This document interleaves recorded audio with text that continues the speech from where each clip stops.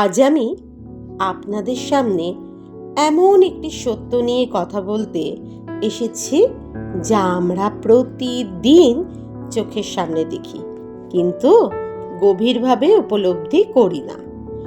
শুরুতেই একটা সহজ উদাহরণ দিই। আমরা যখন ঘর থেকে বের হই, বাইরে রোদ, ঝড়, কাদা আর রাস্তার ধারালো পাথরের আঘাত থেকে আমাদের পা দুটিকে রক্ষা করে কে? আমাদের জুতো। জুতো নিজে ক্ষতবিক্ষত হয়, নোংরা হয়, কিন্তু আমাদের পাকে রাখে সুরক্ষিত। অথচ সেই জুতো পরে যখন আমরা ঘরে ফিরে আসি, তখন তার স্থান হয় ঘরের বাইরে, দরজার কোণায় বা ধুলোবালির মধ্যে। ঠিক একইভাবে আমাদের জীবনেও এমন কিছু মানুষ থাকেন যারা জুতোর মতোই নিঃশব্দে আমাদের আগলে রাখেন।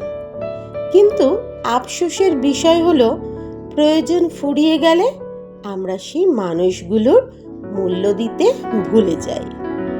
মানুষের জীবন সব সময় একরকম যায় না। জীবনের পথটা মসৃণ নয়। সেখানে থাকে দুঃখের কাঁটা, অপমানের পাথর আর ব্যর্থতার কাদা।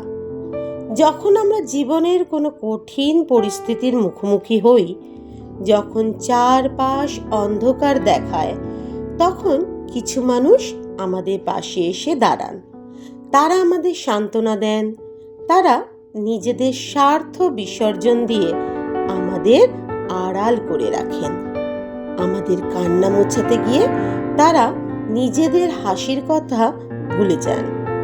এরা হলেন আমাদের জীবনের সেই জুতোর মতো রক্ষা কবচ, যারা নিজেরা ক্ষত বিক্ষত হয়েও আমাদের গন্তব্যে পৌঁছে দেন। সেটা হতে পারে আমাদের মা বাবা, কোনো বিশ্বস্ত বন্ধু, নিঃস্বার্থ জীবনসঙ্গী বা এমন কোনো শুভাকাঙ্ক্ষী যার কোনো লোভ ছিল না। কিন্তু গোলমালটা বাধে ঠিক তখনই, যখন সেই কঠিন সময়টা কেটে যায়, যখন আমরা সাফল্যের ঘরে প্রবেশ করি, যখন আমাদের পকেটে টাকা আসে, নাম, যশ সব কিছু আসে, তখন আমাদের মানসিকতা বদলে যায়।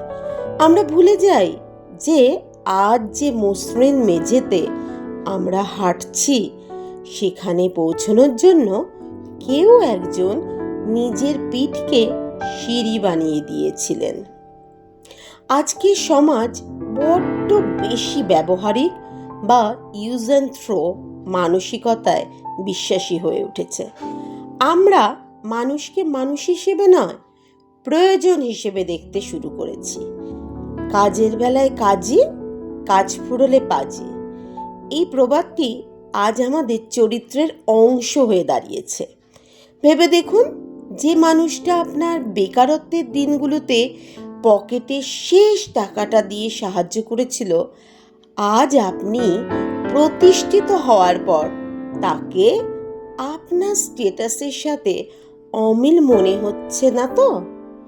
যে মা বাবা নিজে না খেয়ে আপনাদেরকে বড় করেছেন, আজ নিজের সাজানো গোছানো ফ্ল্যাটে তাদের বড্ড বেশি মান্ধাত্তা আমলের বা বোঝা মনে হচ্ছে না তো?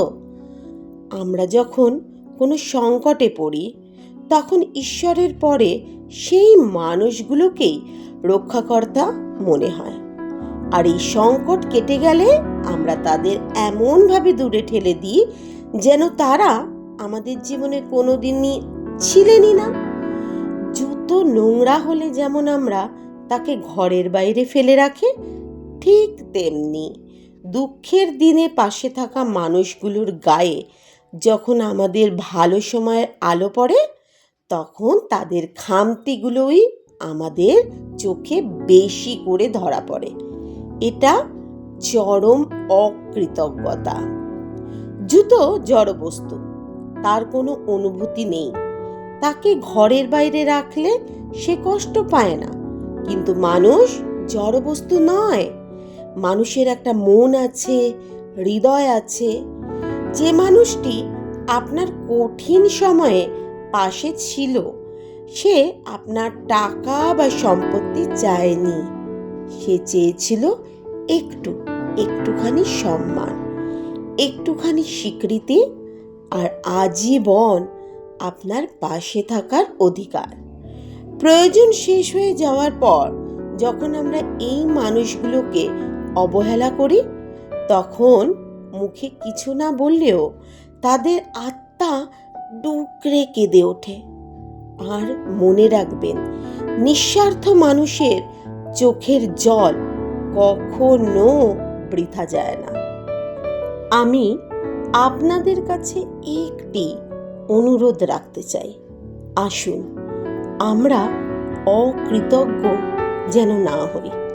যারা আমাদের অন্ধকার দিনে হাত ধরেছিলেন, আলোর দিনে তাদের হাতটা আরো শক্ত করে ধরি।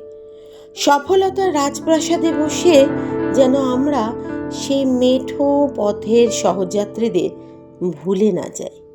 জীবন সুন্দর হয় কেবল সাফল্যে নয়, জীবন সুন্দর হয় কৃতজ্ঞতায়। জুতোকে ঘরের বাইরে রাখলেও চলবে, কিন্তু জীবনের কঠিন সময়ে পাশে থাকা মানুষগুলোকে বুকের ভেতরে আগলে রাখুন।